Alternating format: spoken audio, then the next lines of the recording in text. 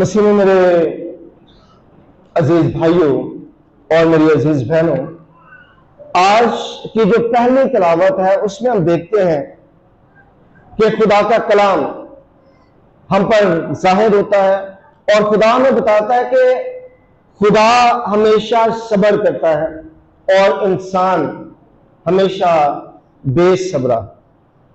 इंसान सब्र नहीं करता लेकिन खुदा हमेशा सब्र करता है। खुदा के इरादे, खुदा का तरीकेकार और इंसान का तरीकेकार दोनों अलग अलग हैं। और दूसरी तिलावत में भी यही बात है कि इंसान और तरह से दुआ करता है और तरह से मांगता है, लेकिन खुदा और तरह से चाहता है कि वो उससे मांगे। तभी कलाम में लिखा हुआ है कि पाखरू जो आपके अंदर होता है वो आहें भर भर आपके लिए क्या करता है?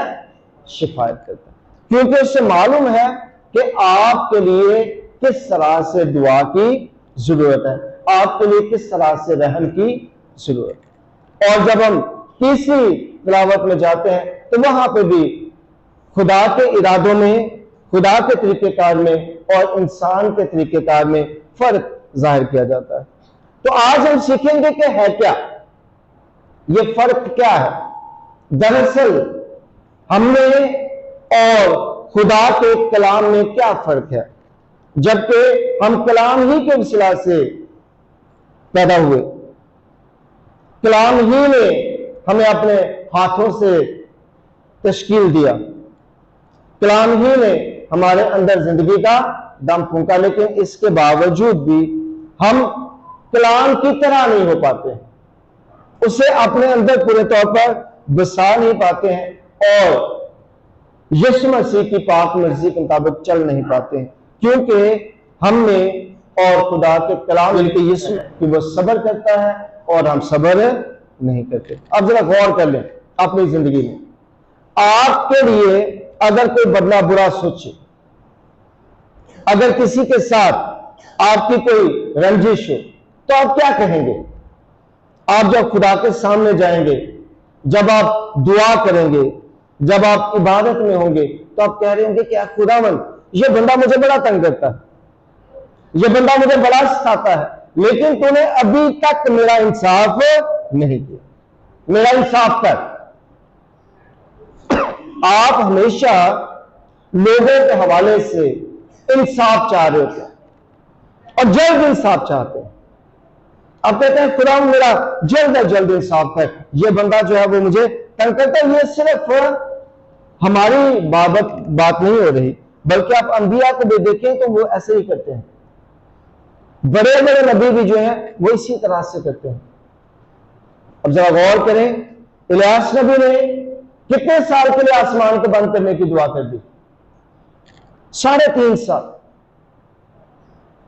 अलीशा को कुछ बच्चों ने तंग किया और अलीशा ने क्या कहा?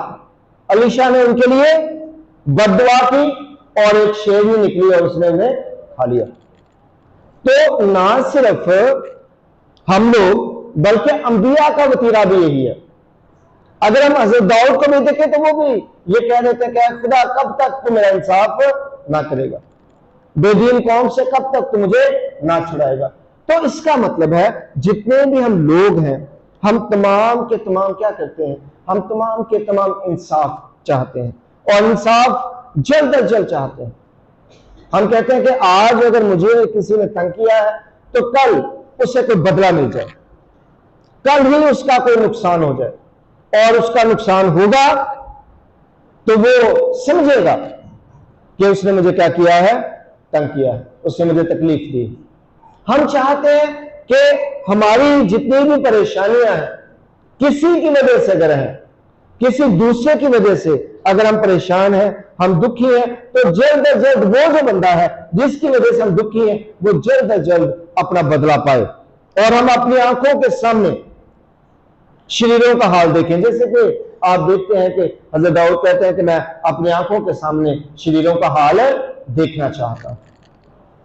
तुम तमाम के तमाम दूसरों का हाल अपनी आंखों के सामने देखना चाहते हैं। हम चाहते हैं कि हमारे सामने हमें इंसाफ मिले, लेकिन खुदा ऐसा नहीं। वो सब्र करता है। अब जरा गौर करें तो यीशु मसीह तमसील में समझा रहे हैं। वो कहते हैं कि एक शख्स ने, एक बंदे ने खेत में क्या बोया? गेहूं बोया, और उसके साथ क्या हुआ? जवान भी उग पड़ा। जो लोग हैं, जो नौकर हैं, जो गुलाम हैं, जो वहां खेत में काम करते हैं, उन्होंने मालिक से कहा, क्या मालिक, आपने तो अच्छा बीज बोया था, ये जवान कहां से आ गया? अगर आप कहें तो हम क्या करते हैं? हम इस जवान को काट डालते हैं। लेकिन मालिक क्या कहता है कि नहीं, इन्हें क्या करो? इन्हें भरने। अब देखिए, इस तमसील में दो चीजें हैं, एक इंसान और एक खुदा। इंसान क्या कहता है? इंसान कहता है कि आप हुक्म दें तो मैं इसे क्या करूं? काट डालूं। यानी कि इंसान जल्द अज जल्द फैसला करता है और जल्दी जल्दी अपने दुश्मनों को क्या करना चाहता है? खत्म करना चाहता है। जल्दी जल्दी बदला लेना चाहता है, उसी वक्त बदला लेना चाहता है, या 1 घंटे बाद बदला लेना चाहता है, 1 दिन बाद। लेकिन खुदा क्या कहता है वहां पे कि नहीं, इन्हें क्या करो? बनने दो। खुदा क्या करता है? सब्र करता है, इंतजार करता है और उन्हें बढ़ने देता है। खुदा का तरीकेकार इंसान के तरीकेकार की तरह नहीं है। तभी हम देखते हैं कि हमारे सामने कई दफा हमारे दुश्मन ग्रो कर रहे होते हैं, बढ़ रहे होते हैं, और उनका मुकाम भी बुलंद हो रहा होता है, और हम कह रहे होते हैं खुदावंद से, क्या खुदावंद ये क्या है? तो खुदा क्या करता है? खुदा से मैं सब्र करता है। खुदा कहता है कि मैं बदला दूंगा, लेकिन मैं चांस दे रहा हूं। मैं क्या दे रहा हूं? चांस दे रहा हूं, शायद ये बदल जाए। हो सकता है ये तौबा करे, हो सकता है ये मेरी तरफ आ जाए, तो मैं इसे मौका देता हूं अपनी तरफ आने का। हम मौका नहीं देते हैं, हम कतई मौका नहीं देते हैं। आप करके देख लें, हम कई दफा थोड़ा सा मसला हो, थोड़ी सी प्रॉब्लम हो हमारे घरानों में, तो हम एकदम एक दूसरे से अलग कर लेते हैं, हम जुदा हो जाते हैं, हम लड़ पड़ते हैं, और हत्ता कि हम हमेशा हमेशा के लिए एक दूसरे के साथ बोलना नहीं चाहते हैं, हम हमेशा हमेशा के लिए एक दूसरे को देखना नहीं चाहते। लेकिन खुदा ऐसा नहीं करता है। वो बदों पर भी अपना मुंह बरसाता है और नेकों पर भी। वो हमारी तरह नहीं करता है, हमारी तरह नहीं करता कि नहीं जी आज के बाद मेरा इसके साथ कोई भी ताल्लुक नहीं है, आज के बाद मेरा इसके साथ जीना मरना खत्म हो गया। वो ऐसा नहीं करता है, बल्कि वो हमेशा हमें मौका देता है, और इस मौके में वो हमें ये सिखाता है कि आपको भी दूसरों को मौका देने की जरूरत है। आप भी चांस दें दूसरों को, शायद वो बदल जाए, शायद वो तब्दील हो जाए, शायद उनकी रवशें खुदा की मर्जी के मुताबिक हो जाए। आप उन्हें मौका दें, आप कोशिश तो करें उन्हें बदलने की। वो नहीं बदलते हैं, कोई बात नहीं, आपने सब्र का पैमाना लबरेज होने नहीं देना। आपने हमेशा सब्र करना है अपने तमाम रिश्तों में, अपने तमाम नातों में। आपने हमेशा क्या करना है? सब्र करना है। और जितने लोग सब्र करते हैं वो हमेशा खुदावंद की बरकतों को पाते हैं। लेकिन हम सब्र नहीं करते। आप देख रहे हैं, अभी इस गली में आप चले जाएं, किसी को छेड़ के देख रहे हैं, तब देख रहे हैं सब्र होता है कि नहीं होता। कभी भी सब्र नहीं होगा। आप एकदम लड़ेंगे, आप झगड़ेंगे, आप फसाद बर्पा करेंगे, क्योंकि आपके अंदर सब्र नहीं है। हम जो इंसान हैं, हम सब्र नहीं करते हैं। हालांकि अगर हम सब्र कर लें, बर्दाश्त कर लें, तो कुछ भी नहीं, एक लम्हा है, वो लम्हा आता है और उसके बाद क्या होता है? गुजर जाता है। आपके गुस्से का एक खास टाइम है, और उस खास टाइम के बाद आपका गुस्सा नहीं रहता। लेकिन वो जो खास टाइम है, अगर आपने वो निकाल लिया, किसी ना किसी तरह से आपने वो निकाल लिया, तो उसके बाद लड़ाई नहीं हो सकती, मसला नहीं पैदा हो सकता है। आपने देखा होगा, दो लोग अगर लड़ रहे हैं घरों में, अमूमन दो लोग अगर लड़ रहे हो, एक बंदे को पकड़े और उसे एक साइड पे ले जाएं, 10 मिनट के लिए उसे साइड पे रखें, वापस ले आएंगे, लड़ाई नहीं होगी। होगा क्या कि वो जो अरसा आपने उन्हें जुदा किया, उस अरसे में ही वो गुस्सा था, वो गुस्सा ऐसा ऐसा क्या हो जाएगा, थम जाएगा और फिर लड़ाई नहीं होगी। इसका मतलब है एक खास वक्त के लिए आपके अंदर गुस्सा पैदा होता है, अगर आप उसे सब्र करके बर्दाश्त कर लेते हैं तो फिर उसके बाद अगला सिस्टम नहीं हो पाता। तो खुदा क्या करता है, खुदा असल में सब्र करता है, बर्दाश्त करता है, इसलिए वो आप पर अपने अजाब को नाज़िल नहीं करता। अगर वो आपके लिए सब्र ना करे, बर्दाश्त ना करे, तो जितने हम गुनाह करते हैं हम सब के सब हर वक्त अजाब में रहें। लेकिन वो क्या करता है, वो हमेशा सब्र से काम लेता है, बर्दाश्त करता है और हम अजाब से बच जाते हैं। और खुदा चाहता है कि हम लोग भी एक दूसरे के साथ भी ऐसा ही करें, हम अपने रिश्तों में भी इसी तरह से करें, थोड़ा सा सब्र करके बर्दाश्त करके मामला को हल करने की कोशिश करें, ताकि बदला लेने के बजाय, गजब ढाने के बजाय हम दूसरों के लिए आसानियां पैदा कर सकें, सुकून पैदा कर सकें, इत्मीनान पैदा कर सकें। और ये बहुत ज्यादा जरूरी है, इंतहाई ज्यादा जरूरी है कि हम दूसरों के लिए सुकून का सबब बने, दूसरों के लिए इत्मीनान का सबब बने, दूसरों के लिए परेशानी का मौजब ना बने। और ये मौजब तब हम बनेंगे जब हम बर्दाश्त नहीं करेंगे, जब हम बेसब्रे होंगे। इसलिए अपने अंदर सब्र को पैदा करें, सारी बातें ठीक होना शुरू हो जाएंगी। आपकी जिंदगी में अगर सब्र आ जाता है तो यकीन कीजिए आपकी जिंदगी में बहुत सी चीजें जो है वो सही होना शुरू हो जाती हैं। लेकिन अगर आप बेसब्री से काम लेंगे तो कुछ भी आपकी जिंदगी में ठीक नहीं हो सकता। और ये आप देख लें, हर जगह पे आपको बेसब्री दिखाई देगी। आप किसी शादी पे चले जाएं, खाना जो ही वो कहेंगे जी खाना तैयार है, खाना खुल गया, जैसे कि वो कहते हैं अमूमन इसी जुबान में कहते हैं खाना खुल गया, तो लोग बेसब्री का मुजाहरा करते हैं।